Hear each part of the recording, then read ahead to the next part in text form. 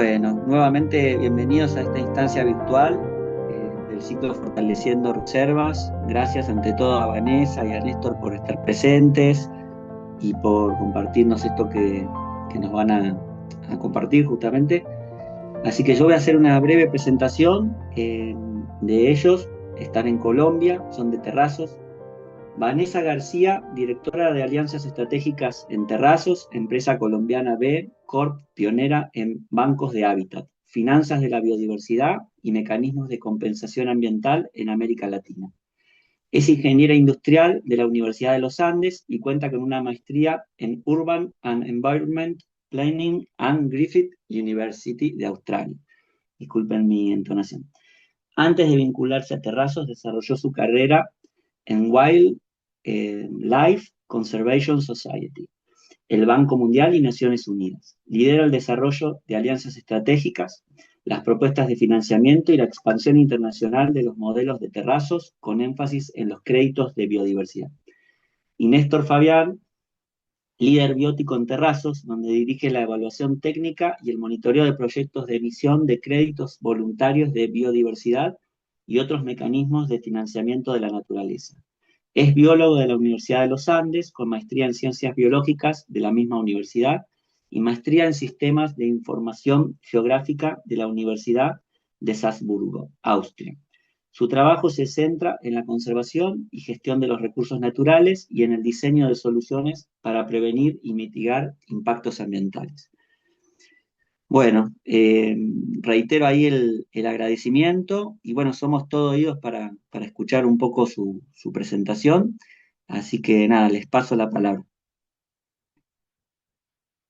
Hola a todos, yo solamente quería decirles muchísimas gracias por estar acá, por su interés. Como les contaba Sasha, yo soy Vanessa, soy colombiana, estoy basada en Bogotá y bueno, estamos muy contentos de poder compartir un poco sobre qué es Terrazos, qué hacemos em, y sobre nuestro protocolo. Y nos gustaría pues mantener esta sesión muy enfocada como en los temas puntuales que a ustedes les interesa. Em, Solamente les quería comentar, Terrazos es una empresa, trabajamos desde Colombia para diferentes partes del mundo. Hoy en día, junto con Néstor, tenemos proyectos en Mozambique, Kenia, República Dominicana, El Salvador, hemos trabajado en Argentina, en Brasil, en Perú, y estamos muy orgullosos de poder replicar y expandir nuestro trabajo con aliados em, como ustedes, porque sabemos que este trabajo que es tan grande, pues no lo podemos hacer solos. Entonces, si quieres, sigue Néstor y adelante. Claro que sí, nuevamente y me uno al agradecimiento por la invitación a este espacio. Em, Voy a contarles no un propósito de terrazos, les voy a contar el nuevo propósito hacia donde está migrando eh, el mundo financiero. Sí, voy a ir por unos temas que yo estoy seguro que para ustedes van a ser muy obvios, pero es muy importante que el core de por qué nacen los créditos de biodiversidad y cómo han evolucionado en el tiempo. En el tiempo, estoy hablando en 5 años, ha sido un tema muy rápidamente cambiante porque ha aprendido a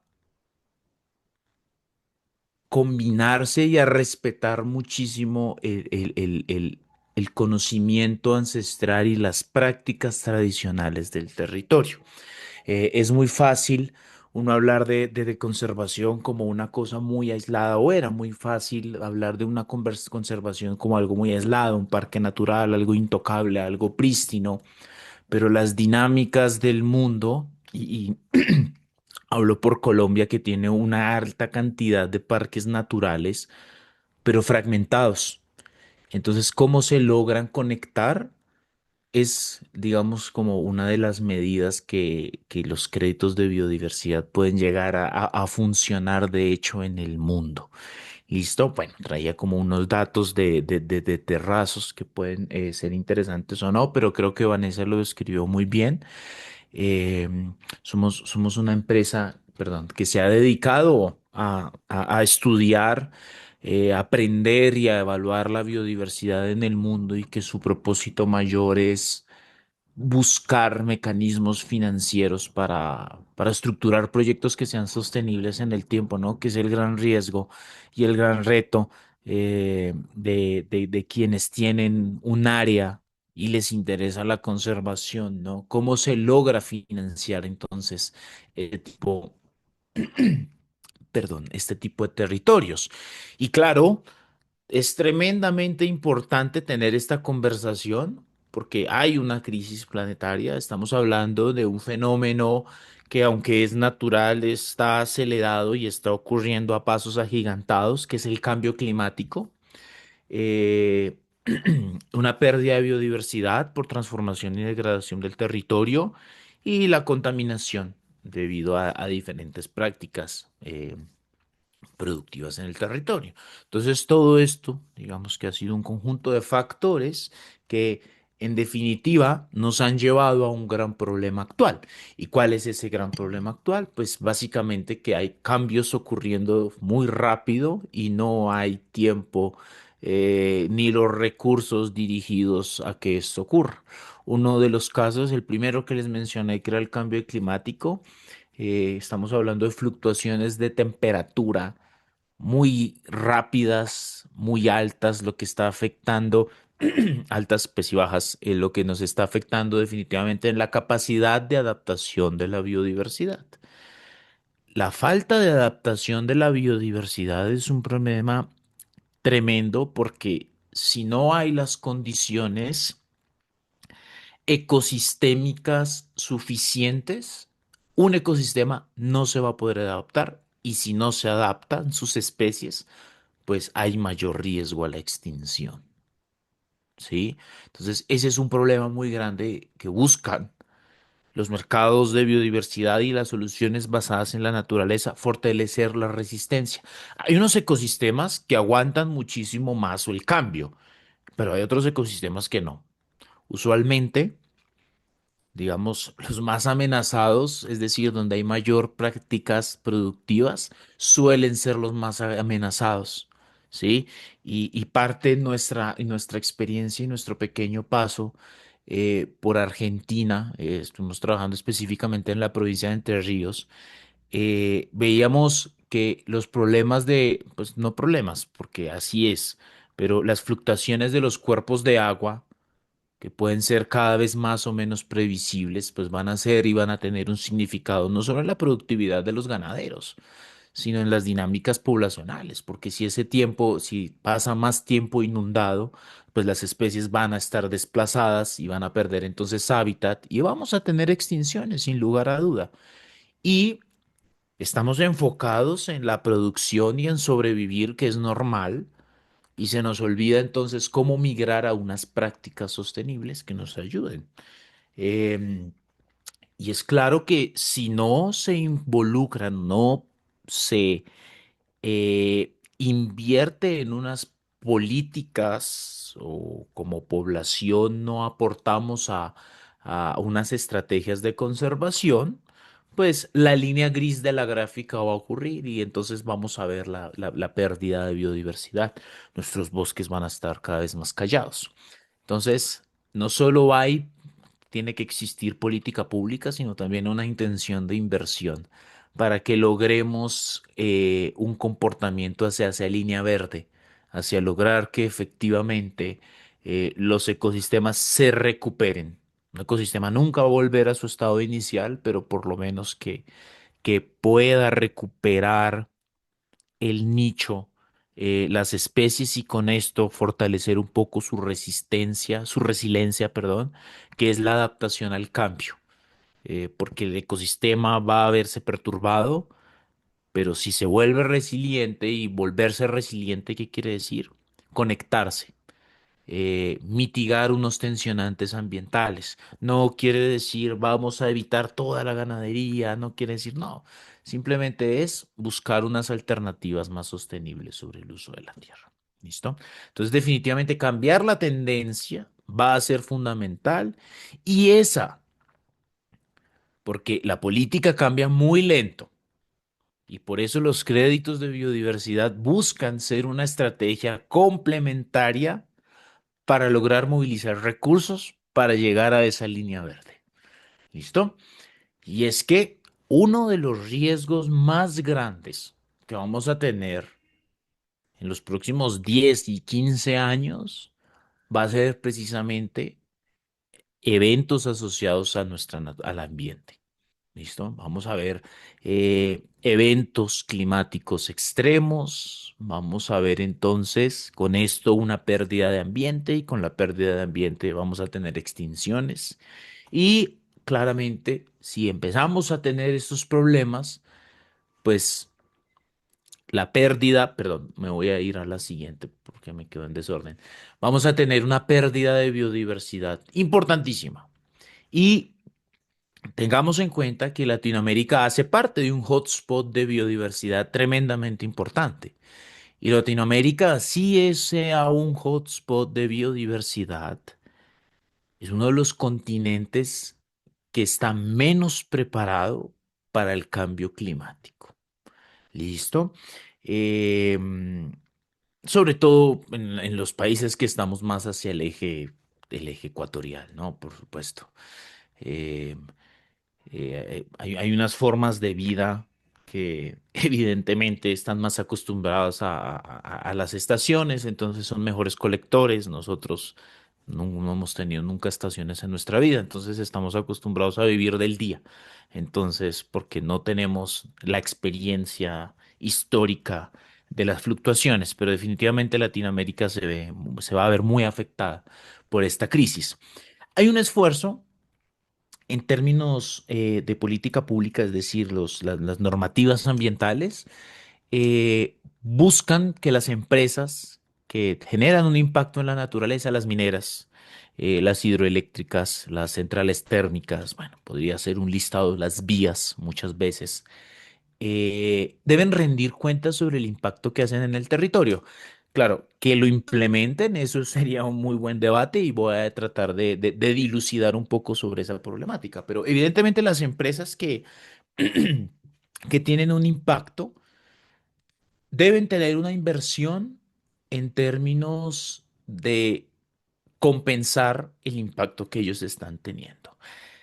Todos los países tienen una tendencia a seguir este modelo, ya sea por vía del gobierno, por un mecanismo de licencias ambientales, no siempre, por intereses obviamente a veces se flexibiliza o a veces no se flexibiliza, no importa, pero lo que sí es cierto es que aunque el gobierno no lo pida, quienes financian este tipo de proyectos, la banca multilateral, exige que igual ocurra de este tipo de análisis. ¿Por qué? Porque hay que proteger el capital natural. Entonces, eh, un país puede que no necesariamente el gobierno exija estas licencias ambientales, pero quien les presta el dinero sí se los exige. Entonces, hay un mercado que igual no depende estrictamente del gobierno. Por eso les decía que hay una base internacional tremendamente fuerte que está ayudando a movilizar y está ayudando entonces a que los gobiernos tengan la idea de empezar a regular el mercado de biodiversidad. Y ya vamos a ver por qué puede llegar a ser importante eso. Pero por ahora pensemos en que las empresas, si les interesa o por la razón que sea, empezar a rendir cuentas donde ellos deben evitar los impactos. Es decir, eh, si tengo dos sitios y en el sitio B el impacto en la biodiversidad va a ser peor, bueno, entonces me voy en el sitio A. Entonces estoy evitando un impacto que va a ser peor, mitigar Ok, listo. Si yo sé que mi empresa produce un material particulado, voy a poner unos filtros en las chimeneas si soy una central térmica para que, bueno, todo ese hollín no se libere por todo. Entonces estamos minimizando el impacto o mitigando. Restaurar, ok, yo soy una minera, tengo que hacer un hueco, pues simplemente exploto el carbón y luego lo relleno y lo restauro, o compensar, que son aquellos impactos que no pueden ser, como lo dije, evitado, mitigado o restaurado. Y ahí es donde uno empieza a buscar los mecanismos para financiar la biodiversidad. Y es básicamente porque en esas compensaciones ellos deben buscar entonces evitar o generar una no pérdida de biodiversidad. Es decir, que van a financiar un proyecto de conservación que genere ganancias en biodiversidad, al menos para el área que busca ser financiada. ¿Listo? Ay, listo. Entonces, y todo esto surge, los mercados o los bancos del mundo entienden y tienen muy claro que definitivamente eh, más de la mitad del PIB del mundo depende de la biodiversidad, bajo el concepto de los servicios ecosistémicos. Eh, y como yo, como biólogo de la conservación, tengo que entender que efectivamente todos los sistemas productivos del ser humano, pues efectivamente explota el capital natural. Y por eso es tan importante conservar ese capital natural, el recurso hídrico, el recurso del suelo, todo eso es un capital natural y muchos de estos productos que se explotan no son recursos renovables. Incluso el suelo hoy en día ya se considera que no es un recurso renovable por la demora que hay en recuperar o restaurar suelo, por ejemplo. Eh, entonces, por esto han ocurrido formas innovadoras para que se presenten o para dinamizar, o incluso lo voy a decir como lo usamos en Terrazos, para democratizar las inversiones en biodiversidad. ¿Listo? Porque el mercado no solo son las empresas, el mercado eh, puede ser una persona natural, puede ser la filantropía. Hay muchas formas o hay muchas partes interesadas en esto. Entonces, por eso están surgiendo diferentes mecanismos, metodologías o esquemas para estructurar proyectos que usen los créditos de biodiversidad. Donde definitivamente todos, sin lugar a duda, todos estos esquemas y mecanismos, lo que buscan entonces es ir más allá de lo que los gobiernos dicen y lograr entonces la recuperación del ecosistema. ¿Listo? Eh, Muchos lugares del mundo, muchos, pues bueno, Australia, Estados Unidos, Colombia, eh, utilizan el concepto o tenemos regulado el concepto de banco de hábitat. Resulta, eh, como les mencioné anteriormente, en la jerarquía de mitigación de impactos, cuando hablábamos de evitar, mitigar, restaurar y compensar, entonces, ¿qué proyectos? Mejor dicho, necesito buscar un proyecto de biodiversidad para compensar el impacto que estoy haciendo, ¿sí? Y eh, muchas veces es difícil o hay un miedo del inversionista o de quien tiene la obligación ambiental de decir, venga, voy a invertir en esta persona o venga, voy a invertir en su proyecto. Hay como un miedo porque no debemos ser ciegos a que para un inversionista, cuando uno dice invierto en algo, espero un retorno tangible. Y a veces, desafortunadamente, todavía nos cuesta aprender cuál es el retorno que genera la biodiversidad. Vamos a ver si con esta conversación logramos entonces entender cuál debería ser el mensaje, porque es tangible, ¿cierto? Solo que lo percibimos de una forma diferente que no necesariamente es monetaria, ¿sí? Pero eso creo que lo vamos a lograr dilucidar cerrando esta conversación. ¿Listo? Entonces, ay, Dios mío, perdónenme. Este concepto de banco de hábitat eh, es básicamente un área que está regulada, o sea que el hecho de que esté regulada permite blindar al inversionista de una forma. Cuando se declara un banco de hábitat, puede ser un símil en algunas regiones a una reserva natural, es porque estamos restringiendo el uso del suelo. ¿Eso qué quiere decir? Que yo eventualmente no me están haciendo ni un greenwashing ni absolutamente nada, sino que yo estoy diciendo, vea, usted va a invertir en este proyecto que cumple las condiciones para tener el potencial de generar ganancias en biodiversidad. Entonces, a la larga, el concepto de banco de hábitat se vuelve una excusa para formalizar la restricción al uso del suelo. Por eso el banco de hábitat no es necesario para los créditos. El banco de hábitat en Colombia da una garantía, una restricción al uso del suelo. ¿Listo? Y eso va a generar confianza al inversor. Eso va a generar confianza.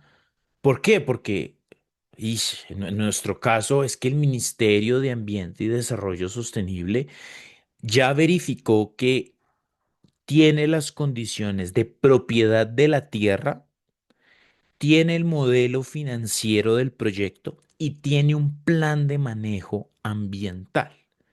¿Eh? Entonces, esas son garantías tremendamente importantes para lograr entonces movilizar recursos muchísimo más fácil. Y adicional a ello, eh, estos mecanismos preferiblemente, no siempre es así, pero funcionan bajo el esquema de pago por resultados. Ah, buenísimo. Entonces, nos comprometemos en un contrato a qué es lo que yo voy a de recibir y cuando lo recibo, entonces genero el pago. Eso es bueno y es malo. Es bueno porque genera confianza. Claro, yo voy, no, quien da la plata, quien invierte, pues no va a riesgo porque él solo va a empezar a invertir en el proyecto cuando está generándole los resultados que él esperaba. Pero eso hace que quien opere este proyecto de conservación tenga un compromiso tremendamente importante, porque ¿cómo se va a invertir los primeros años el proyecto? Ese es uno de los retos, pero se vuelve esencial que quien opera el proyecto tenga parte de asimile parte de este riesgo, porque o si no, esto no va a evolucionar. Eso es una realidad. Y por supuesto, hay aristas sobre uno cómo podría em, buscar alternativas para que el operador solo, y el operador es, pues básicamente puede llegar a ser el propietario de la tierra, encuentre recursos. Esto tiene aristas, esto no es blanco-negro, pero digamos que por simplicidad estoy hablando de un riesgo muy grande. ¿Listo?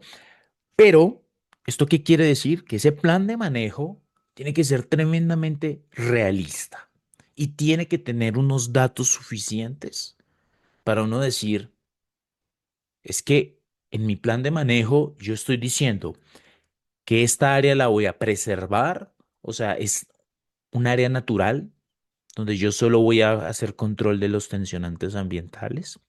Tengo un área que voy a restaurar de forma tradicional. Es decir, voy a hacer algunas siembras de especies nativas, pero no necesariamente, pero no va a ser un territorio productivo. Y tengo esta área que va a ser un sistema agroforestal. Em, ¿Eso qué quiere decir? Pues voy a tener un ganado de sombrío o voy a tener un policultivo, ¿sí? Definitivamente, pues tengo unas normas del juego para estas zonas que les estoy mencionando. Y como yo sé cuáles van a ser las normas del juego o las normas de manejo, entonces yo puedo hacer una proyección de qué aspectos debería medir para lograr generar mis resultados y ya voy a tener un producto para estar generando, ¿sí? Em, claro, esto pues tiene que ser consensuado muy claro porque hay que tener claro el modelo financiero de esto, pero esto lo vamos a hablar un poco más tarde, porque como les decía, el reto, al menos en los mayores países en los que hemos participado, pero es que este es mi territorio productivo. ¿Cómo esto se vuelve un gana-gana? Bueno, por eso hemos aprendido y sobre todo lo aprendimos en El Salvador y en Argentina, que hay sistemas agroforestales que tienen todo el potencial para generar ganancias en biodiversidad. Eso, pues, eso fue un aprendizaje tremendo. ¿Listo? Pero entonces, como les decía, el Banco de Hábitat va a permitir entonces que los proyectos que tienen pasivos ambientales, ya sea con quien los haya financiado con el gobierno, inviertan en proyectos. ¿Y cómo van a invertir en proyectos? Pues ellos deben traducir el impacto que tienen en cuánta área debo conservar.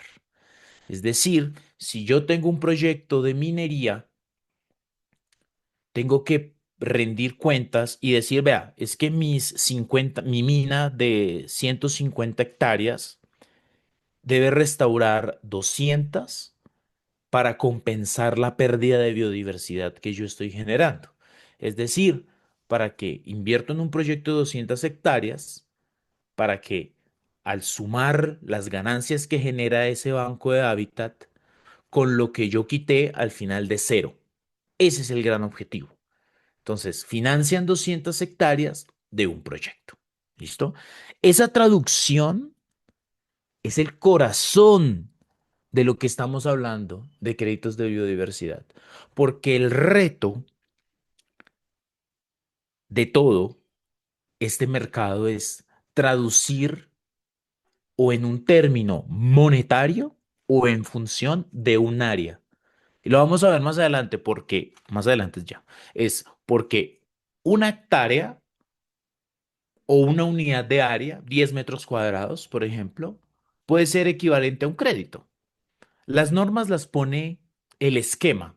Seguramente ustedes em, han escuchado de Berra o en Argentina hay uno que se llama, creo que Bumitra, que vende pues créditos de carbono. Bueno, al final de cuentas, el concepto aquí va a ser traducir o en términos de área el impacto de ese comprador de esos créditos o en una cantidad de dinero.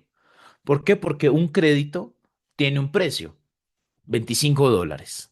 Y esos $25, como son un crédito, el crédito también tiene como referencia una unidad de área.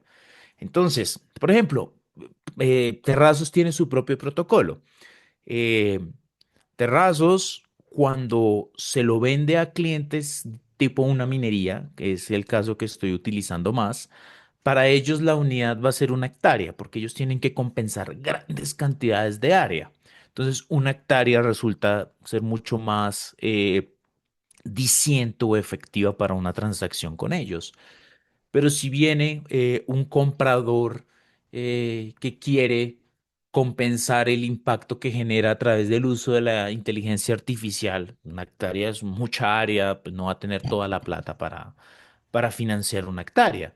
Entonces le ofrecemos la alternativa de, bueno, financie entonces 10 metros cuadrados. ¿Por qué? Porque el precio es menor. Por eso les mencioné em, que era la democratización de las inversiones en la biodiversidad.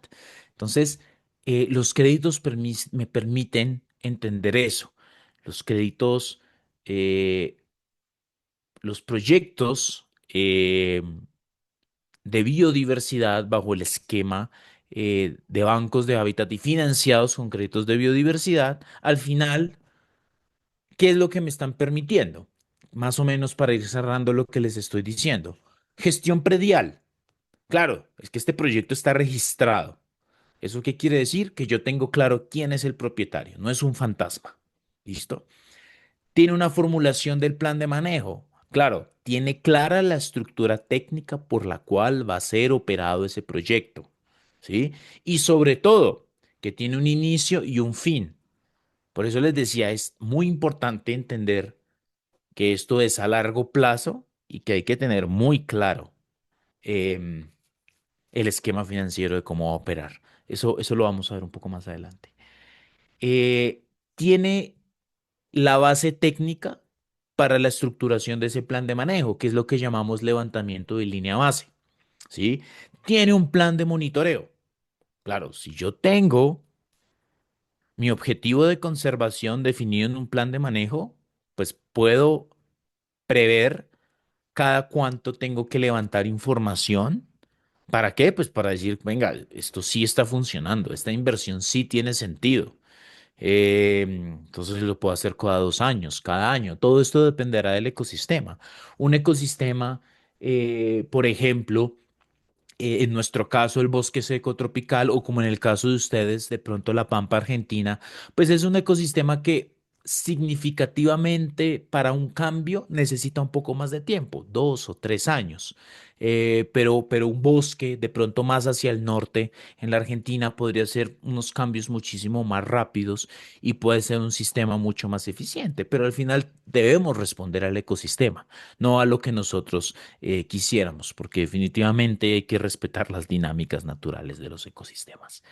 Eh, bueno, en el caso del Banco de Hábitat, como está regulado, pues tiene una autoridad ambiental que acompaña el ejercicio de veeduría y auditoría de la operación del proyecto, que también genera muchísima confianza. Y lo más importante, pues tiene claro básicamente cómo va a ser el esquema financiero, hacia dónde se van a migrar los recursos, que es lo que llamamos patrimonio autónomo, que básicamente es una fiducia para el proyecto, porque no puede llegar directamente a manos ni del operador ni del administrador técnico, sino pues debería llegar a una fiducia y de la fiducia hay un plan entonces de flujo de caja, que es donde se hacen los respectivos pagos a todas las personas interesadas. ¿Listo? Entonces, fíjense que cada crédito tiene exactamente la, el potencial para preservar, para restaurar por un periodo de tiempo definido. Es decir, si mi proyecto se definió para 30 años, entonces ese crédito de X área, 1 hectárea o 10 metros cuadrados, se vende una única vez. ¿Listo? Una única vez y no puede ser vendido otra vez y no debería ser vendido otra vez, pues porque esto genera un incentivo perverso y es doble contabilidad. Entonces, por eso tiene una unidad de área. Tiene una unidad de área porque yo la espacializo y la espacializo precisamente para no empezar a vender 2 y 3 veces el mismo crédito. ¿Listo? Eh, y hablar de bancos o hablar de créditos tal vez es una línea un poco muy delgada porque, como les decía, el banco genera una seguridad predial, pero el crédito es el mecanismo financiero. Lo van a encontrar en algún lugar como crédito de biodiversidad, biocrédito o unidad de biodiversidad. Todo esto son sinónimos. Eh, y bueno, ¿y qué es eso? Entonces, en definitiva, va a ser un certificado que representa una unidad de medida y basado en evidencia de un resultado positivo. Es decir, puedo cuantificar el retorno en términos de biodiversidad de la inversión que yo estoy haciendo.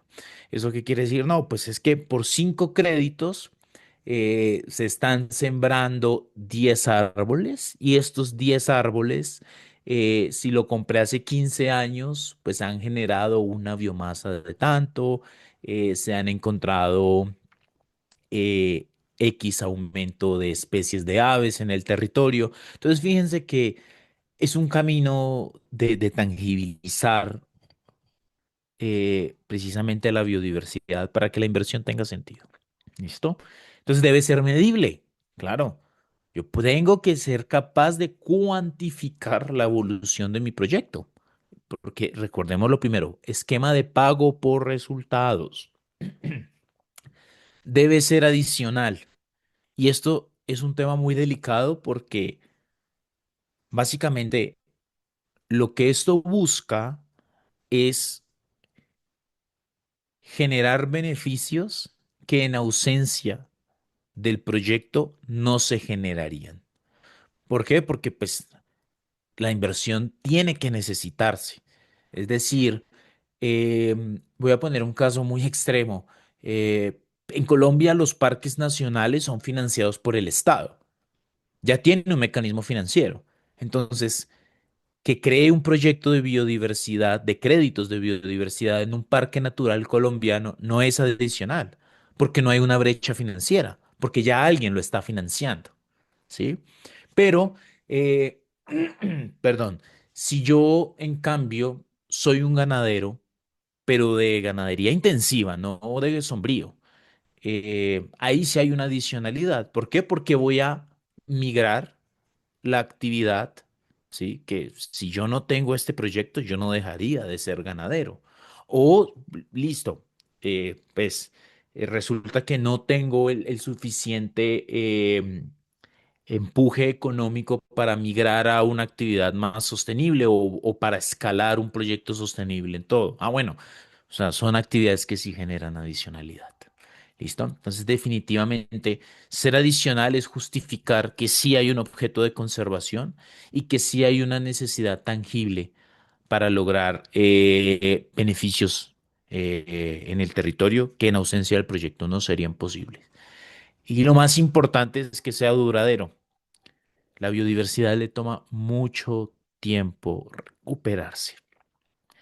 Por ejemplo, en nuestro caso, un proyecto que no genere garantías por menos de 20 años no puede utilizar nuestro esquema.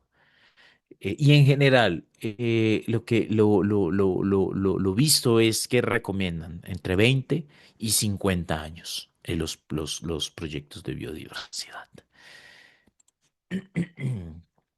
Y claro, porque esto, a ver, necesitamos generar unas ganancias y unas ganancias que sean realmente sostenibles requiere demasiado tiempo, ¿sí? Definitivamente buscamos que se dé, que no exista una pérdida, es decir, que esas acciones sean adicionales porque hay una pérdida de biodiversidad evitada. Si el área propuesta sigue el curso actual, es porque potencialmente generaría pérdida de biodiversidad, ¿sí? Y pues que se logra tener un esquema financiero para el mantenimiento de este proyecto. Yo les estoy diciendo, claro, por 30 años, por ejemplo, no quiere decir que los 30 años voy a estar haciendo siembras o voy a estar haciendo unas actividades activas en los procesos de restauración. Seguramente los primeros 10 o 15 años serán los más intensos, ¿sí? Pero luego la naturaleza también tiene que seguir su curso porque la red trófica tiene que recuperarse.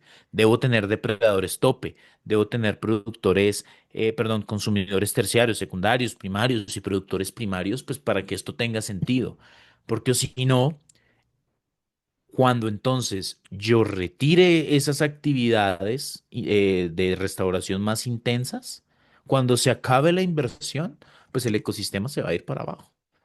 ¿Por qué? Pues porque creé una trampa ecológica y entonces no hice. Por eso es tan importante el plan de manejo. Y por eso es muy importante que exista no solo un propietario, sino que exista un estructurador que apoye en la construcción de eso, precisamente porque hay que llevar ese conocimiento territorial que tiene el propietario en acciones con sentido que generen ganancias en biodiversidad en función del ecosistema. O sea, es un trabajo colaborativo porque muchas veces la literatura no es tan fiel a las complejidades de nuestros territorios, ¿sí? Eh, y a veces tratamos es de ver el mundo como una plantilla, pero lo que ocurre aquí no va a funcionar necesariamente allá. Por eso hay que ser muy adaptativo. ¿Listo? Eh, entonces aquí traigo como una pequeña definición. A veces es fácil definir lo que es un crédito, hablando de lo que no es un crédito. Es, bueno, tal vez es terrible una forma de definirse así, pero bueno. Pero los créditos de carbono fueron tan fáciles de entender para el mundo y tan aceptados tan fáciles, tan fácilmente, que de pronto desligándonos de ese concepto sin criticarlo, por supuesto, resulta mucho más fácil entender la dificultad de un proyecto de biodiversidad.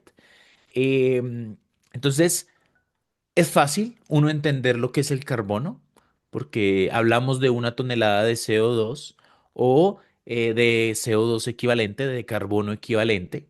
Em, y es sencillo de entender porque nos imaginamos, pues también técnicamente es intangible el CO2, pero resulta más fácil de entender. Pero 1 tonelada de carbono, dependiendo del ecosistema, puede ser más o menos área. No importa, porque a la larga sigo hablando de 1 tonelada de carbono. No importa el área, lo que me importa es el activo y el activo es el carbono. En cambio, en biodiversidad, imagínense. Imagínense lo difícil y la complejidad que va a ser eso si, como yo les decía, si yo estoy en la Patagonia, ¿qué es una ganancia neta de 10 especies por año versus eh, un poco más al norte? No, Tucumán no es tan buen ejemplo. Em, uy, no, me rajé. Bueno, más cercano hacia la Amazonía, eh, una ganancia de 10 especies por año. Uno, ¿qué diría comparando estos dos objetos, estos dos proyectos? ¿Cómo logró la Patagonia, un proyecto en la Patagonia, una ganancia de 10 especies? Es difícil ponerle un área y seguramente va a ser un área muchísimo mayor que la que tendría un proyecto que logra una ganancia de 10 especies más cerca de la Amazonía, ¿cierto? Pues más al norte, ¿sí? Entonces, esas unidades no son una regla de tres, sino que depende mucho de la condición del ecosistema y por eso uno de los problemas más grandes que hemos tenido para entender la biodiversidad es un crédito a qué equivale. Si la respuesta más común es depende del ecosistema o la respuesta favorita de los biólogos depende de la especie, ¿sí? Entonces, hay un reto ahí y es un reto que hay que desligar una regla que podía ocurrir en el carbono. Y aquí sí es importante el contexto del ecosistema. El ecosistema es el corazón del proyecto y es la hoja de presentación, porque un, un ecosistema menos resiliente va a ser mucho más costoso y el asset, el retorno además que vamos a recibir, va a ser mucho menor. ¿Por qué? Porque no es resiliente. Y esa es la realidad. Y justamente esos ecosistemas son los que necesitan mayor inversión. Entonces, es casi una tarea de evangelización, pero evangelizar de entender que cada ecosistema y cada historia de vida es diferente. ¿Listo? Y ese es el reto. Y es difícil y no hay un consenso sobre cómo estandarizar el mercado de créditos de biodiversidad. Y es uno de sus principales problemas. ¿Listo? Bueno, voy a seguir porque creo que me estoy alargando demasiado. ¿Listo? Eh, perfecto. Entonces tenemos unas fases, un ciclo de vida donde básicamente hay que entender la viabilidad. Uy, hay que entender la viabilidad del proyecto, pasar a una fase de implementación y certificación. ¿Eso qué quiere decir? Pues que alguien va, un tercero independiente, dice, perfecto, el proyecto sí ha cumplido, usted puede empezar a emitir, puede comercializar tantos créditos y entonces ya el proyecto empieza a entender un poco el flujo de caja.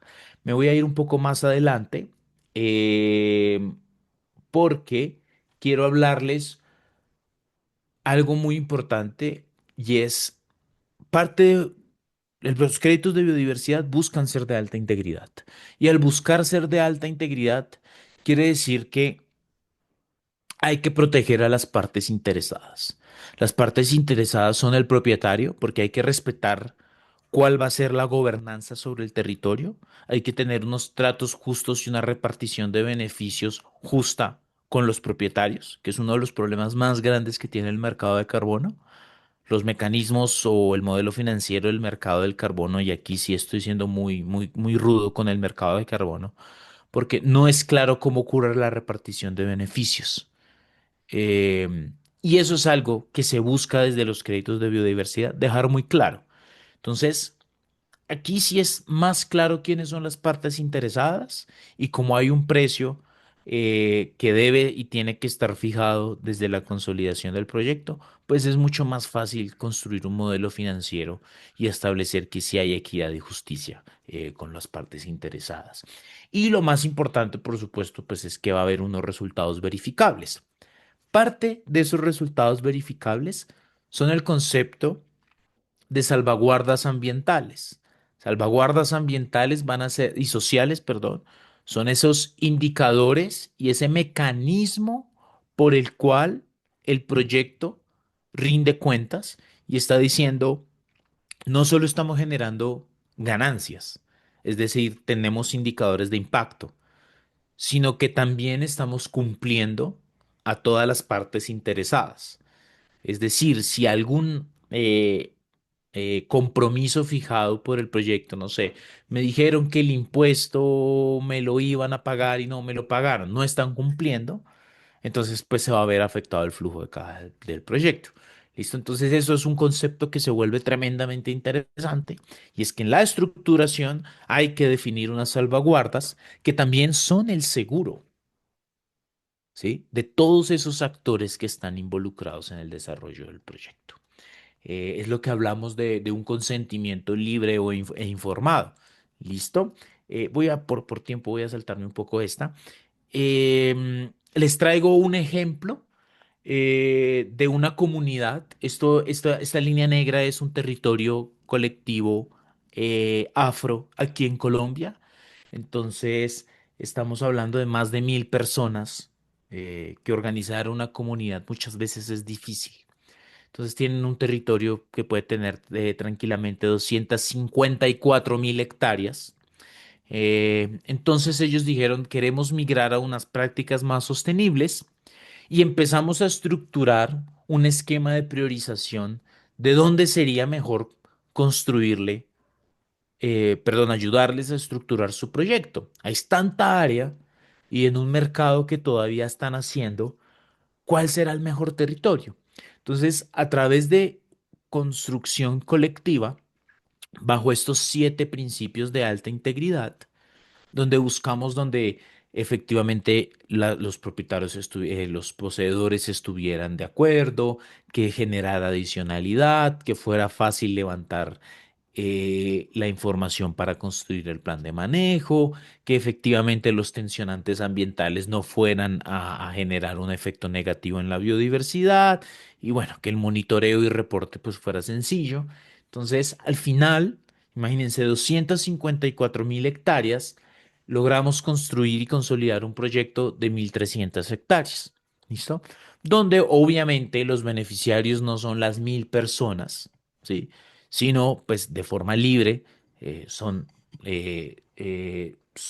creo que 25 familias, si no me falla la memoria en este momento, que van a ser beneficiadas y que tienen claro cómo funciona ese esquema de repartición de beneficios. Y es tan claro porque el proyecto tiene claro y construye una estructura de gobernanza.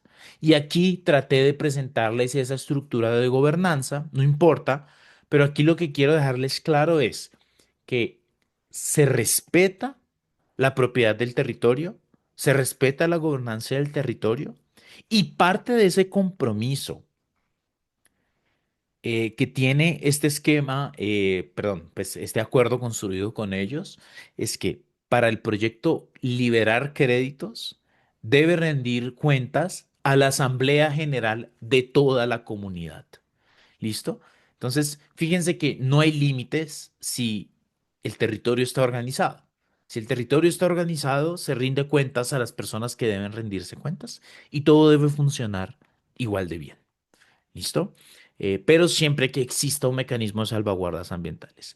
Y no importa que el propietario somos dos hermanos, igual deben existir las salvaguardas porque seguramente, o voy a asumir, uno va a ser más que el otro. Bueno, desde el papel es como formar una empresa, ¿sí? Entonces, ese mecanismo de salvaguardas es crear una empresa donde hay dos actores, ¿sí? Que es lo que llamamos un acuerdo de confianza, y es básicamente donde se estructura entre tres actores, quien va a ser el administrador, quien va a ser el propietario y operador, y el fondo fiduciario, porque finalmente pues los recursos más grandes va a ser entre estos tres actores. ¿Listo? Perfecto. Creo que me quedé un poco sin tiempo. Yo no sé si Vanessa quieres decir algo para No, yo cerrar creo que o voy bien. sí, yo creo, no, yo, pues, o sea, ya son las 5, pero Sí. creo que está chévere si ustedes tienen 10 minutos para preguntas. Mm. em, y para aprovechar pues que Néstor está acá, que él tiene, digamos, todo ese background técnico, no sé, Sasha, cómo lo veas. Venís bien. Si te quedó algo en el tintero, me parece que es importante que lo puedas sumar. Y después lo de las preguntas está muy bueno, pero la presentación está muy completa, Néstor. Así que si querés agregar algo más, no hay problema con 5 o 10 minutos más. Listo. Em, eh, Quisiera explicarles. Bueno, pero ¿y cómo sé cuántos créditos? Porque al final tengo que saber cuántos créditos para saber cuál va a ser el flujo de recursos del proyecto y que todo lo que yo ya he dicho pues sea una realidad, ¿cierto? Porque acá les mostré, a ver, listo, resulta que, bueno, hay un propietario, hay un administrador, bueno, y cómo sé cuántos créditos hay, cuántos recursos va a haber. Porque si les dije que hay un tercero independiente que va a entrar hacer una auditoría pues todo eso cuesta, ¿cierto? Entonces, ¿de dónde sale el concepto? Y aquí sí, todo lo que les he hablado hasta ahora es muy escalable a cualquier esquema, pero obviamente en la cuantificación de créditos me voy a enfocar en la plataforma, en el esquema de terrazos, porque es el que mejor conozco, pues porque he sido uno de los miembros del equipo técnico que lo ha construido, entonces, pues es mucho más fácil. eh, con la tranquilidad de que es fácil aplicarlo para cualquier persona, afortunadamente. Entonces, un TEBU o un Terrazos Biodiversity Unit es lo que el nombre que Terrazos le dio a un crédito. Y un crédito, en nuestro caso, son 10 metros cuadrados eh, de conservar, es decir, restaurar, preservar o tener un sistema agroforestal por un periodo de entre 20 y 50 años. ¿Listo? Los bullet points que les puse a la derecha los he mencionado en toda, pero aquí lo importante es que hay un esfuerzo donde buscamos 5 variables clave para definir qué tan costoso va a ser el proyecto. ¿Listo? Y las he mencionado sutilmente durante toda esta presentación. Entonces, un proyecto eh, de 100 hectáreas tendría la posibilidad de emitir no más perdón, ahora me falló la memoria, de 100.000 unidades de biodiversidad. ¿Por qué? Porque les estoy diciendo, si son en metros cuadrados, 100 hectáreas en metros cuadrados son 1.000.000, pero eh, cada TU es de 10 metros cuadrados, entonces lo divido entre 10 y puedo ser capaz de emitir no más de 100.000 créditos. si tengo 100 hectáreas, ¿listo? 100.000 TEU. Pero, pero nuevamente, un ecosistema es diferente a otro. Uno es más barato o más caro que el otro, dependiendo de qué, de 5 factores que nosotros creemos son el corazón para definir qué tan costoso, qué tan difícil va a ser operar este proyecto. El primero eh, está en esta figurita, que es el nivel de intervención del ecosistema, o más bien la resiliencia del ecosistema. Un ecosistema poco resiliente, o sea que necesita una perturbación mínima para tener una degradación importante o significativa, pues va a ser muchísimo más costoso que un proyecto que es resiliente. Es resiliente y es básicamente que él aguanta las perturbaciones, entonces va a ser más costoso. Entonces, si su proyecto es poco resiliente, se va a acercar más a emitir un mayor número de créditos. Si es perdón, si es resiliente, entonces va a necesitar emitir menos cantidad de créditos porque la inversión pues que va a requerir ese proyecto va a ser muchísimo menor, pues no sé muchísimo menor, pero va a ser menor. ¿Listo? La conectividad es otra cosa. No es lo mismo un proyecto que tiene una buena matriz de áreas naturales que un proyecto que no lo tiene, que se encuentra muy fragmentado, muy aislado.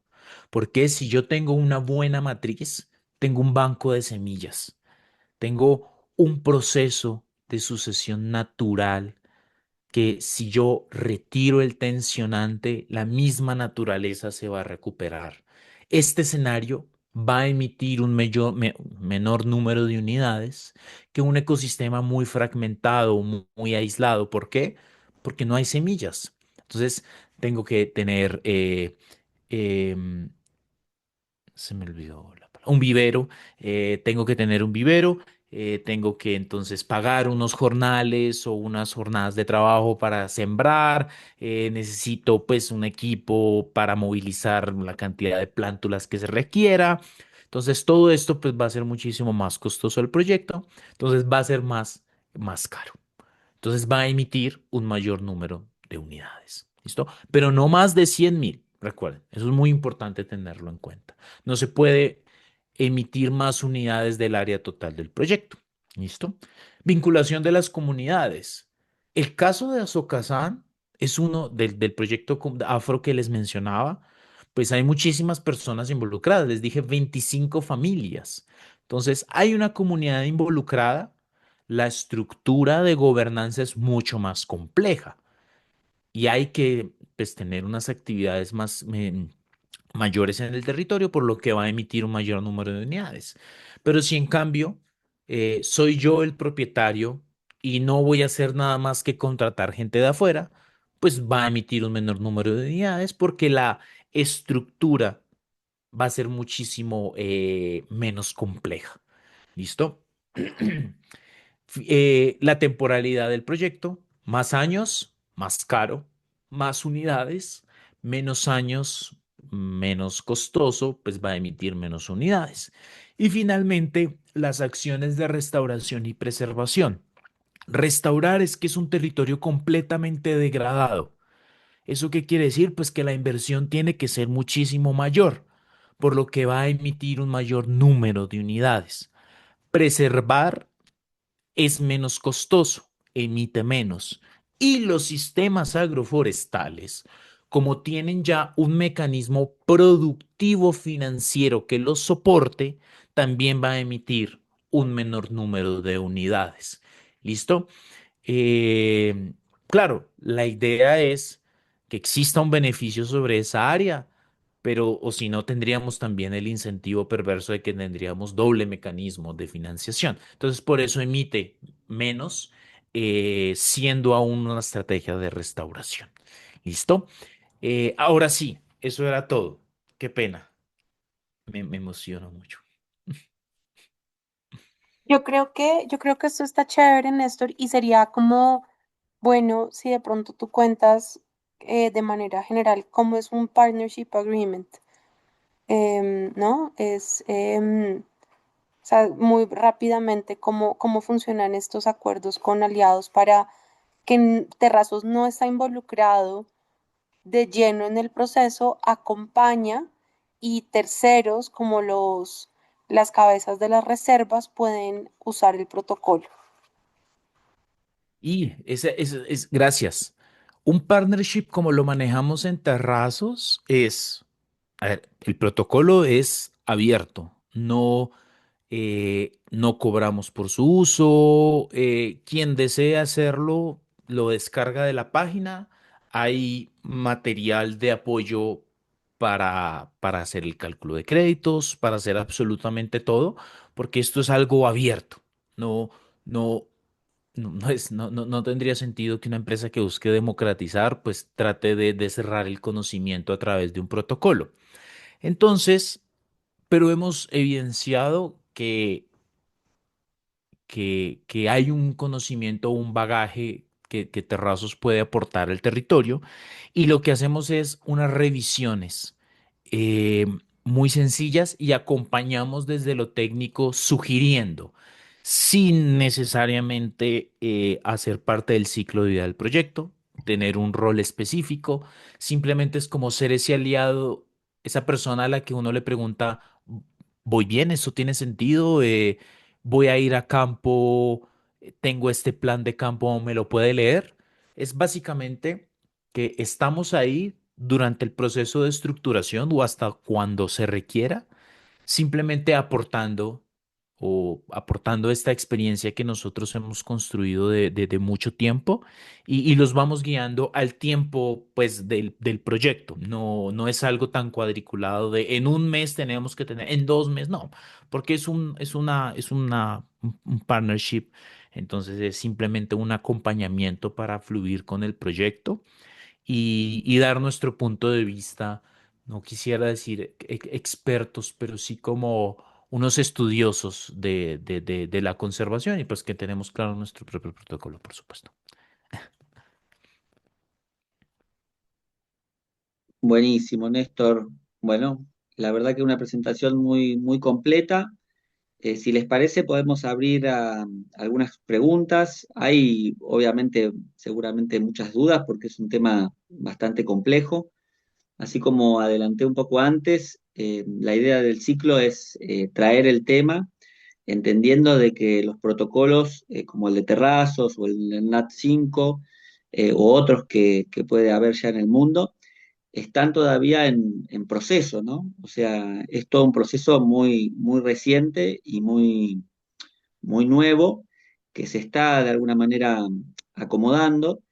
Y bueno, nos interesaba justamente en el marco de esta formación tener una visión un poco más amplia, no quedarnos con uno solo, sino que eh, la idea es abrir un poco el abanico y entender que esto es algo que está en construcción. Y me parece que con tu presentación también quedó claro.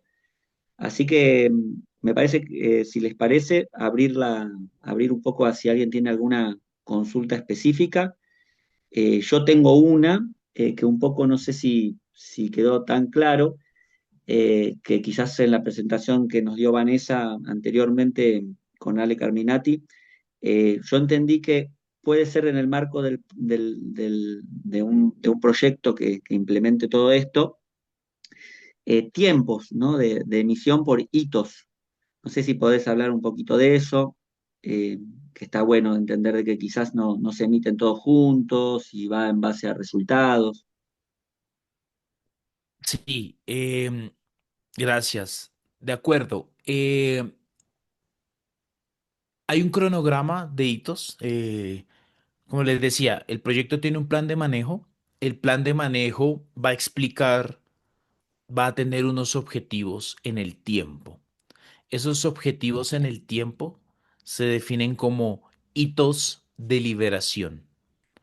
Entonces, hacer hitos de liberación eh, son como puntos de parada de que el proyecto se está ejecutando correctamente y puede emitir un porcentaje específico, el 20% del total de créditos, siendo una ventaja del protocolo de terrazos eh, que tú tienes claro desde el momento cero cuáles son la cantidad de créditos que el proyecto va a emitir.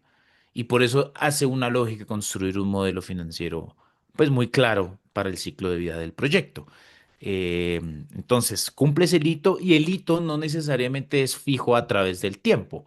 Por lo que les decía, en los primeros 2 años no necesariamente tú vas a ver un aumento en la ganancia, pero vas a ver un control de tensionantes. Se retira el ganado del margen del río, ya no hay reportes de ganado, se construyeron los cercados que se necesitaban, el vivero está construido y ya en el segundo o tercer hito tú ya empiezas a hablar de que la biodiversidad sí está aumentando a través del tiempo. Entonces, los hitos definen o van a ser determinantes en el flujo de caja del proyecto. ¿Listo? Y para complementar, de pronto quisiera acotar, no es, eh, hay una crítica, como les decía, el mercado de biodiversidad, que es lo que no es clara, estandarizada la unidad, pero sí es un mercado que definitivamente es robusto. Nosotros vamos en la versión 5 del protocolo. Entonces, aunque joven, eh, pues es un mercado que se ha consolidado pese a su mayor crítica, que es la estandarización de la métrica, ¿vale? Buenísimo. Dale. Celina, ahí Sí, tiene la gracias, mano Sacha. levantada. Gracias. Sí, gracias, Néstor. Gracias, Vanessa. Y buenas tardes a todas las personas que están conectadas. Yo trabajo en Baika, soy directora de desarrollo. Está también mi compañera Constanza conectada, Connie, que es coordinadora. Y Baika es un proyecto en Argentina que tiene un poco más de 200 hectáreas conservadas y en proceso de regeneración de forma muy seria, o sea, con reintroducción de especies nativas, monitoreo de fauna, no solo árboles. Entonces quería hacer una pregunta muy concreta porque nos ha costado responder esta pregunta que parece muy sencilla y es, ¿quién funciona de validador para que nosotros podamos emitir créditos de biodiversidad? ¿Y cuánto cuesta ese proceso? Muchas veces nos pasa que los procesos son tan caros que nos pone frente a la situación de decir, bueno, no, tratemos de comprar otra reserva, no vayamos a buscar certificar las que ya tenemos porque a veces los costos son similares. Sí, nosotros separamos el rol. Hay un validador que es quien toma las métricas en campo y hay un verificador. El verificador es el que revisa que la documentación esté completa. Entonces, el validador usualmente recomendamos o tenemos como aliados las universidades o que son pues quien tienen toda la expertise del territorio y levantan la información. Y el verificador pues son empresas tipo legales que tienen como esto. Los costos oscilan, ay, yo lo tengo claro en pesos, no sé si Vanessa lo tenga claro. Bien, em, entonces ahí cuando te dicen, Néstor, te dice empresas legales, estamos hablando de organizaciones consultoras como auditoras como KPMG, por ejemplo. Ellos han sido los auditores, digamos, ellos auditan los resultados entregados de nuestros proyectos y de alguna forma generan esa verificación de un tercero de que el proyecto está cumpliendo con lo establecido en su plan de manejo, monitoreo y demás. Entonces, nosotros también adolecemos pues este tema de las certificaciones caras, ¿no? Digamos, vimos que en los proyectos de carbono una buena parte de la torta pues se la lleva este proceso de verificación, son miles de dólares, a veces eso imposibilita los proyectos. Nuestra aproximación a esto es, uno, el protocolo de terrazos pues cumple con los estándares de alta integridad o los principios de alta integridad que se han pactado con estas organizaciones como BCA o IAPB, que son organizaciones pues que nacen un poco de la sociedad civil y de las organizaciones no gubernamentales y que proponen estos principios de alta integridad, que yo creo que lo mencionamos en en la conversación anterior. Em, y digamos que teniendo eso en cuenta, teniendo que no hay una unidad estándar global y que hacer, digamos, y tampoco hay una verificadora pues que esté surtiendo estos procesos para los diferentes protocolos. La aproximación de Terrazos es, tenemos un protocolo, queremos democratizar esto, que haya una adopción. Al final nuestra tarea es llevarle dinero a la naturaleza y poder, digamos, demostrar resultados em, transparentes y de impacto en el tiempo. Entonces, corremos nuestro protocolo, contamos, digamos, con terceros que hacen monitoreo en campo, como verificación en campo, que usualmente son universidades locales o centros de investigación. En nuestra página, por ejemplo, en la sección de cada banco de hábitat podrán ver quién es el verificador. En el caso, por ejemplo, del proyecto que explicó Néstor en el territorio colectivo, pues es el Instituto de Investigaciones del Pacífico, ¿no? Em, Eso es un ejemplo. Y KPMG entra como auditor, los precios de ellos pues son, yo quisiera decir como 2.000, $3.000, algo por el estilo, no, no es una cifra descabellada. Em, y lo que estamos tratando de tejer un poco con ellos es, porque el ejercicio lo hemos hecho para Colombia, para Brasil lo estamos revisando, cómo generamos las capacidades también dentro de KPMG para que ellos nos puedan ayudar con proyectos en diferentes partes del mundo. Eso es un poco la lógica, pero claramente o sea, el tema de los precios es un factor que para nosotros también nos afecta y a veces hace inviable los proyectos. Bueno, muchas gracias Vanessa y Néstor por las respuestas.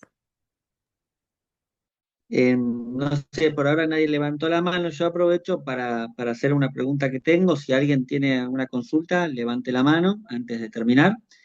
Mi pregunta es, ustedes que están obviamente capacitados con esto y que lo están llevando a cabo, eh, ¿qué potencial ven en una agrupación como la Red Argentina de Reservas Naturales Privadas en cuanto a la posibilidad de que distintos propietarios o proyectos se unan para avanzar en esto mancomunados?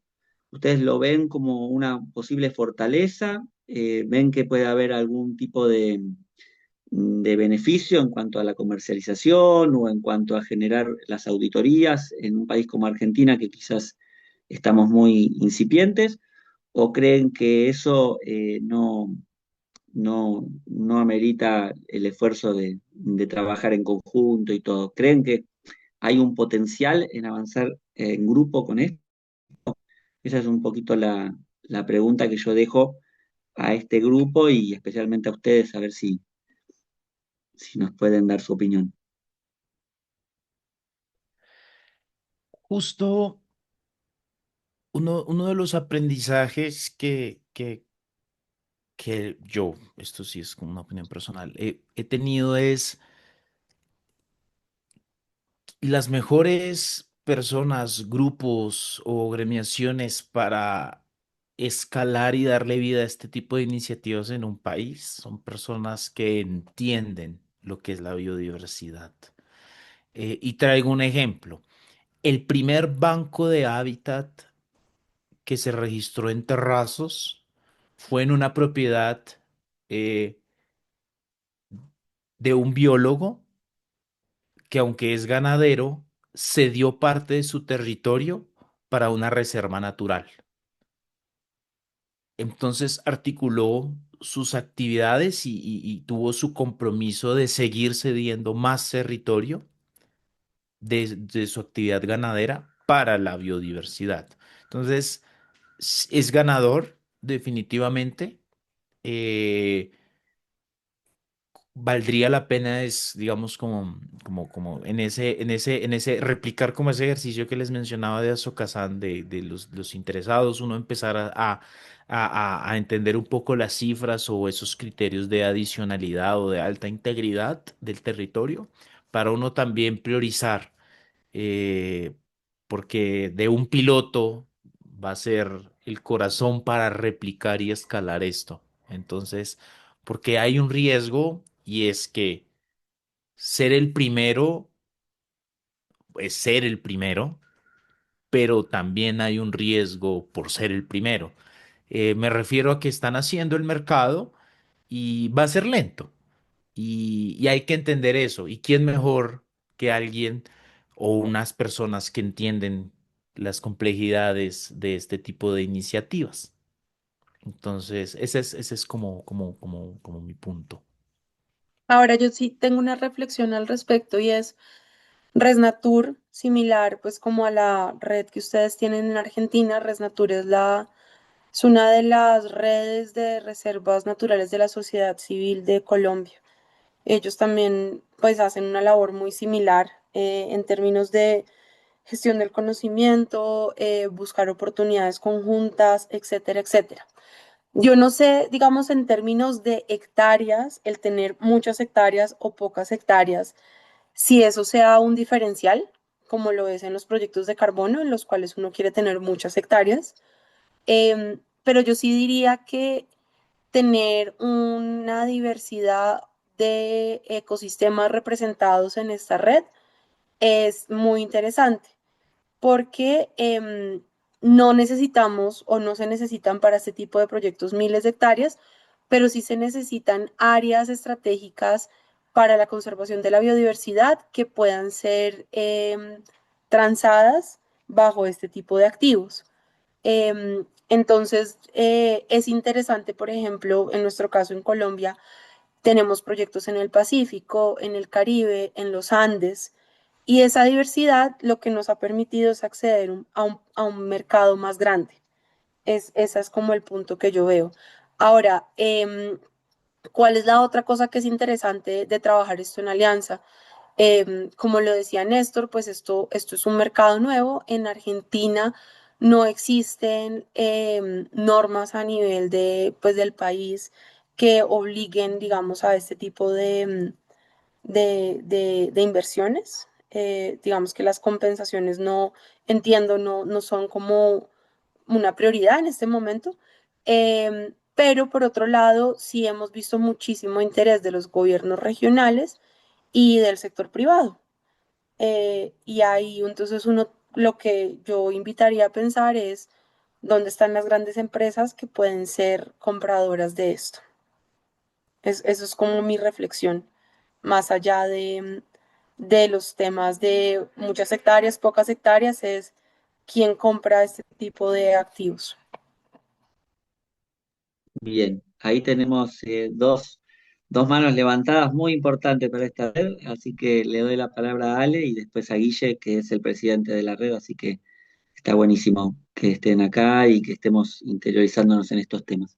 Ale, Gracias, buenas noches a todos. Gracias, Vanessa y Néstor, muy claro toda la presentación.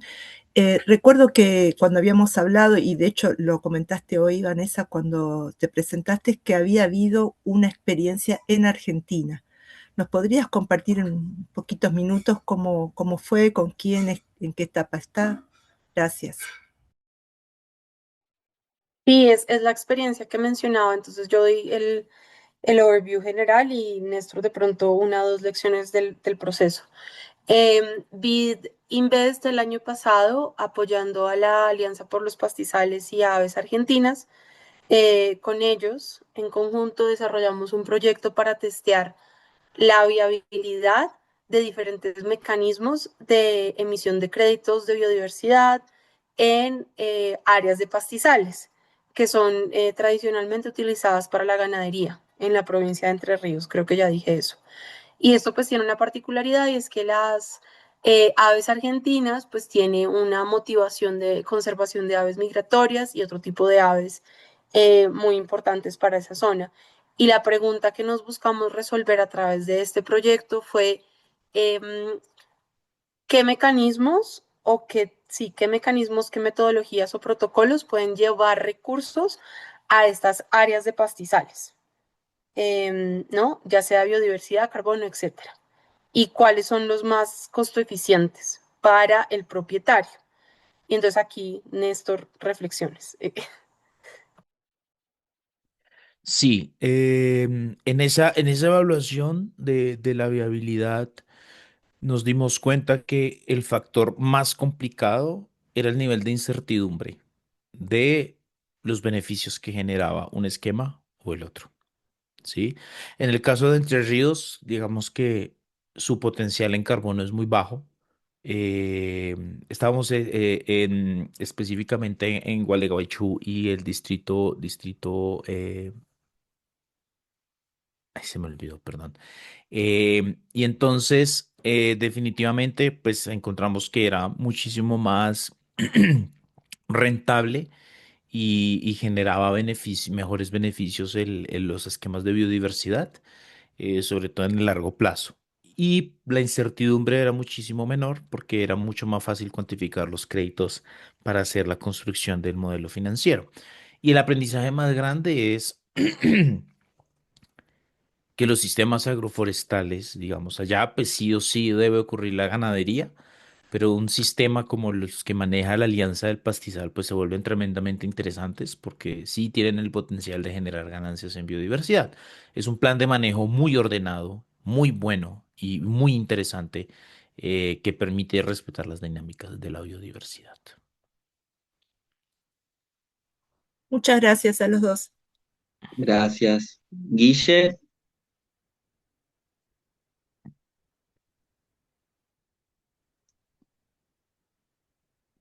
No, no te escuchamos. no, sí, no, no te escuchamos, Guille. ¿Ahora me escuchan? Sí, señor. Sí, sí. Ahí sí. Sí, señor. Bueno, muchas gracias, muy buena la charla. La consulta son dos. Una, en base a lo que dijo Sacha recién con respecto a la red de reservas, este, la biodiversidad que hay es muy amplia, ya que la red abarca todo el país, ¿no? Y ahí habría que ver si es viable y si es posible para los socios de la red, qué estrategia se pudiera armar o consensuar para que las reservas socias que puedan o que quieran acceder a estos créditos de biodiversidad puedan acceder. Esa es una de las preguntas. Y la otra es las actividades diversas que hay en algunas reservas, bueno, muchas en ganadería y otras, pero las que hacen turismo, por ejemplo, que tenemos varias que hacen turismo de naturaleza, eso no es impedimento para esto, u otra actividad, por ejemplo, hay otro, qué sé yo, tiene yerba orgánica o distintas actividades de siempre de conservación, ¿no? Esas son las preguntas y gracias. Yo, yo respondo, voy a responder la segunda, Vane, y tú respondes la primera, ¿te parece? Entonces, la segunda es sencilla, en términos de que la gobernanza, el respetar la gobernanza es el corazón de este proyecto, ¿cierto?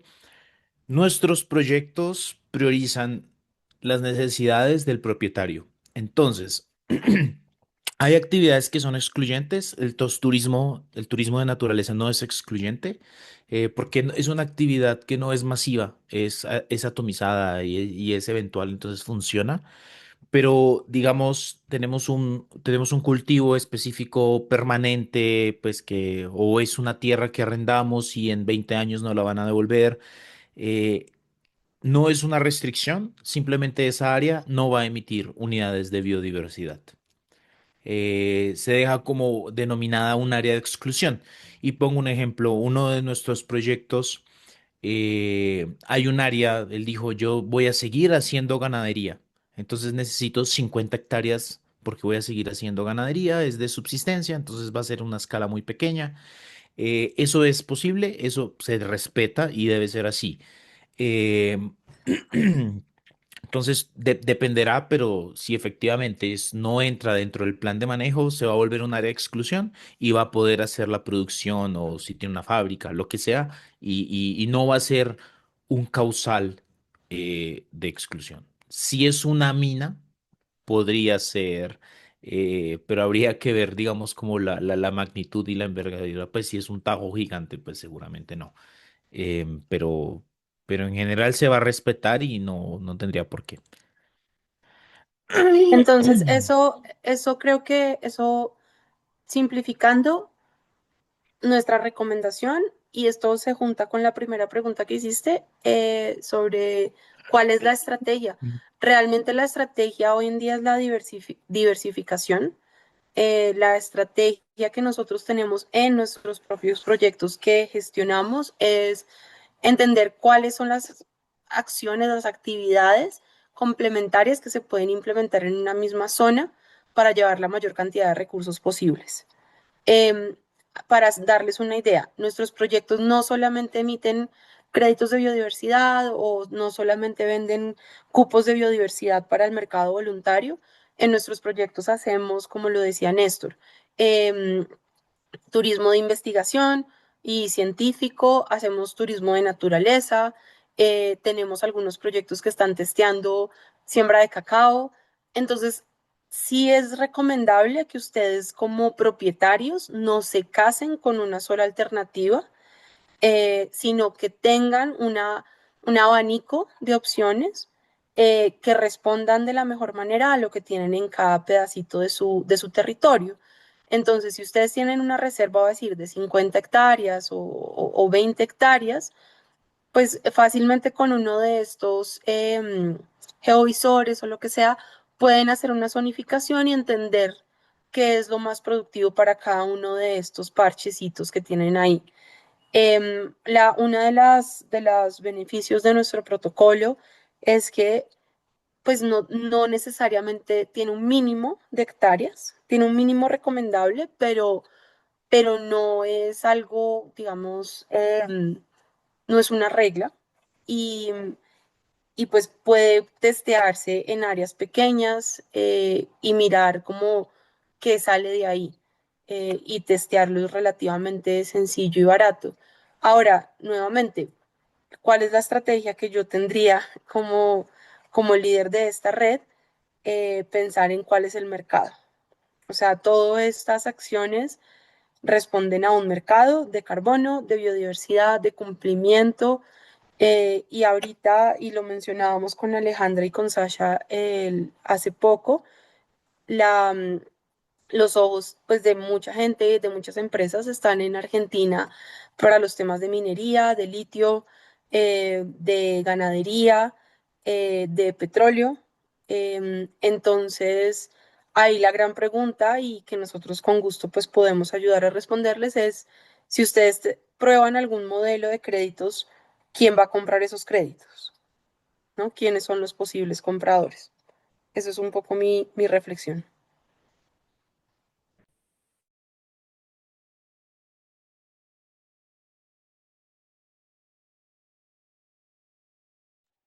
Gracias. Cami. ¿Camila? Hola, sí, ¿se escucha? Sí, ¿Qué tal? Buenas tardes a todos y a todas. Gracias por la charla muy interesante. Yo soy Camila, soy bióloga y estoy un poco interesada en todo este tema de los créditos de biodiversidad. Hay algo que no me quedó claro de la presentación. Cuando mencionaron que, digamos, son proyectos a largo plazo, eso quedó claro, más de 20 años, pero el crédito se vende una sola vez. Quizás es algo que se me pasó en la... Se vende una sola vez, pero se puede vender a distintos empresas. ¿Cómo es ese tema? Me quedó un poco esa duda. El crédito se vende una sola vez en su ciclo de vida. Entonces, vamos a decir que tenemos el crédito A, B, C, D, E, por decirlo así. Entonces, el crédito A se le vendió a la empresa de Sasha y ese crédito se retira al mercado. El crédito B se le puede vender a la empresa de Marta y eso se retira al mercado.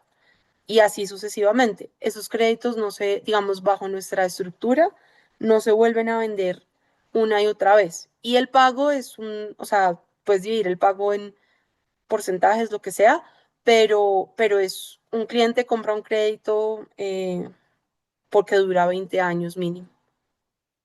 Por eso el valor del crédito tiene que tener inmerso lo que a ustedes como propietarios y gestores de sus reservas les cuesta durante los 20 o 30 años que van a testear estas cosas. Tiene que tener inmersos los costos asociados a. ¿vale? Ah, perfecto. Ahí me quedó más claro. Muchas Eh, gracias. yo, yo hago una repregunta para aclarar algo. O sea, el crédito se vende una sola vez desde el propietario emisor, pero el que lo compra lo puede revender. Pues eso es una pregunta compleja, eh, porque desde nuestra perspectiva, pues no, pero pues Néstor, no sé si ahí tengas algo para decir. Es, tiene matices porque en principio no, porque para garantizar que se mantenga inmutable en el tiempo, pues debería bloquearse esto. Ahora, lo que hemos visto es que en algunos países como Chile, lo que buscan es que exista la reserva como una preventa de estas unidades que van pagándose en el tiempo. Pero como tal, la idea de revenderlos es algo que todavía, digamos, como está en evaluación, simplemente por el riesgo a fugas o riesgos reputacionales que puedan presentarse. Em, sí, básicamente.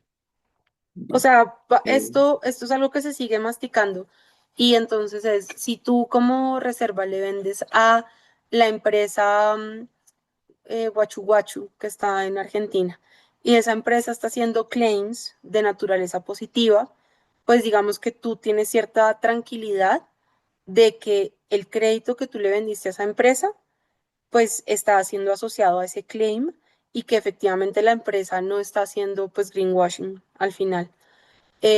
Pero cuando hay procesos de segunda, tercera, etcétera, tú le vendes a una empresa y luego esa empresa sale y le vende a otra empresa que está al otro lado del mundo, esa otra empresa puede hacer esos mismos claims, etcétera, etcétera. Entonces, al ser un mercado nuevo, hay muchos esfuerzos no solo en construir la demanda, la oferta, que somos nosotros los que estamos acá en esta llamada, sino también de cómo educamos a estos compradores y construimos una buena demanda para que esto sea, digamos, un ejercicio justo. bien. Raymond, Bueno, gracias. No sé si hay tiempo, en realidad son varias las preguntas. Me imagino que todos tenemos muchas preguntas, pero una es la parte impositiva, ¿no? Si cae, digamos, un impuesto sobre ese recurso financiero, ¿no? Sobre el crédito, en el caso de ustedes, y eso depende mucho también de cada país. Entonces, una pregunta. La otra pregunta es, ¿hay a nivel de gobierno una legislación o alguna política específica que dé garantía al proceso o dé garantía al instrumento financiero, al crédito? Por ejemplo, nosotros estamos, somos reserva privada, tenemos reconocido por la provincia, es un mecanismo que tiene Argentina y creo que también lo tiene Colombia, y la legislación con respecto a esa reserva privada reconocida por el gobierno, que tiene su plan de manejo, tiene su convenio, tiene su plazo, o sea, tiene todos esos mecanismos.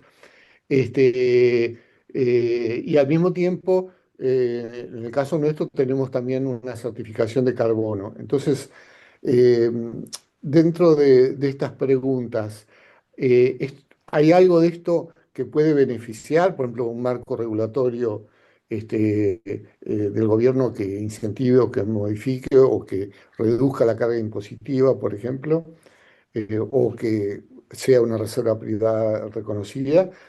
O también que ya tenga algún certificado, ¿no? Como el certificado de carbono. ¿Se entienden las preguntas? Y no pretendo contestarlas todas, creo que merece diálogo. Y muy buena la presentación, muy importante el tema, pero estas son algunas de las preguntas que nos hicimos. Raymond, Sí, ya vamos a ir cerrando la presentación porque los chicos van a tener que salir. Hagan la respuesta que puedan darle, está bueno, pero voy avisando también para los siguientes que ya estamos dándole un cierre. Es muy interesante la pregunta, si es compatible con lo que viene haciendo, si hay un marco que pueda condicionar por lo que ya tiene el convenio con la provincia. Bueno, ahí les Ok, doy la palabra. entonces, como les mencionaba, en Argentina no hay un marco nacional que regule el uso de los créditos de biodiversidad. No existe en este momento. No Hoy en en día, Colombia. ¿En señor, En Colombia existe? no existe en Perú y en Chile.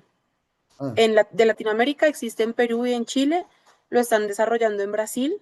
En Colombia probablemente lo van a regular en el próximo periodo presidencial, estoy casi segura. Pero en Perú ya existe la legislación, se las podemos compartir por correo. En Chile están creando un registro nacional de créditos de biodiversidad y en Brasil el gobierno también está haciendo lo mismo. Entonces, esto es cuestión como de la evolución de este gran mercado. Eh, pero, digamos, el hecho de que no exista no quiere decir que no se pueda hacer, ¿no? Porque lo que sí existe en las normas es los procesos de licenciamiento ambiental, eso existe en la mayoría de los países del mundo, existen los procesos de aplicación de la jerarquía de la mitigación, que obliga a las empresas a compensar su impacto, eso existe digamos, como en el 80% del mundo existe eso, y estoy casi segura que en Argentina existe, y sí hay mucho interés por parte de las provincias de entender esto, cómo poderlo dinamizar. En Colombia nosotros vendemos este tipo de créditos sin que exista la norma, digamos, de créditos voluntarios. Entonces, y digamos que en los países donde se está vendiendo créditos de biodiversidad, en todos no necesariamente existe la norma. Esto es, hagan de cuenta como cuando las organizaciones hacen pagos por servicios ambientales, eh, ¿no? O proyectos, por ejemplo, para captar recursos para fondos de agua, no necesariamente tienen que estar bajo esa normativa para que puedan funcionar. Pero definitivamente el hecho de que haya una norma alienta a los privados a invertir en estas cosas. O sea, sí es deseable que se promueva pues una reglamentación. Bien. Quedaba solo si era compatible con la emisión de bonos de carbono o de créditos bonos de carbono, creo que está bien dicho, y si tiene alguna carga impositiva, cómo figura esto como un activo financiero. Esas dos preguntas y le damos un cierre, si les parece. Entonces, en el caso, preguntada de carbono, overlap o stacking, es que se llama stacking, no es, digamos, viable bajo nuestro protocolo, o sea, carbono y en la misma zona nuestro protocolo biodiversidad, no, todavía no hemos logrado encontrar la receta para eso, pero puede suceder, hay metodologías que incorporan carbono, pero sí somos totalmente partidarios de tener, por ejemplo, proyectos de carbono acá y al lado proyectos de biodiversidad. Eso es totalmente factible y digamos, es lo que hemos visto que funciona porque proyectos de carbono pues tienen un enfoque a veces de conservación de bosques, por ejemplo, y tienen parches pequeños al lado que tienen que restaurarse y ahí pueden ser proyectos de biodiversidad. Entonces sí hay compatibilidad, pero en este momento no hay stacking de este tipo de proyectos bajo nuestro protocolo. Y cargas tributarias. Esa es una pregunta muy buena que yo creo que no tengo la respuesta acertada. Lo que yo sé es que en Colombia este tipo de activos sí están sujetos al IVA, eh, que es el impuesto, ¿cómo se llama ese impuesto? Es un impuesto que se cobra del 19% cuando se hace pues la venta de este tipo de cosas. Pero pues eso tiene, digamos, una diferenciación por país. Entonces, no creería que tenga una carga impositiva o que, digamos, que ustedes tengan su predio, generen estos créditos y eso se convierta en un activo que haga que ustedes paguen más impuestos. Creo que no, pero lo podemos revisar y comentarles. Buenísimo. Bueno, parte del desafío de esta capacitación es ir introduciéndonos en esta temática tan compleja. La propuesta desde este ciclo es trabajar, así como hicimos en esta charla, recibiendo estas capacitaciones y luego hacer un grupo de trabajo más intenso para los que estemos interesados en avanzar en esto. Me parece que quedó bastante clara la presentación. Así que desde mi lado estamos muy agradecidos por estar y por darse su tiempo para contarnos todo este proceso. Y bueno, quedamos en contacto, tenemos la presentación que nos mandaron por PDF y la charla va a quedar grabada, así que seguramente la subiremos al canal de la red. Y bueno, es posible generar quizás otra instancia en el caso de que algunos quieran avanzar en este gran desafío de ser pioneros en lo que es banco de hábitat y créditos de biodiversidad. Así que bueno, formalmente los liberamos, que sabemos que tienen que seguir. Y bueno, y les agradecemos nuevamente de parte de la Red de Reservas Naturales Privadas de Argentina por esta charla capacitación. Gracias a ustedes por la invitación. Y lo que necesiten, estamos por acá a la orden. Gracias, Ale, también Muchísimas gracias. generar este contacto. Gracias, Vale, que Raymond, estén muy por bien. las preguntas. Guille. Gracias a todos. Muchas gracias.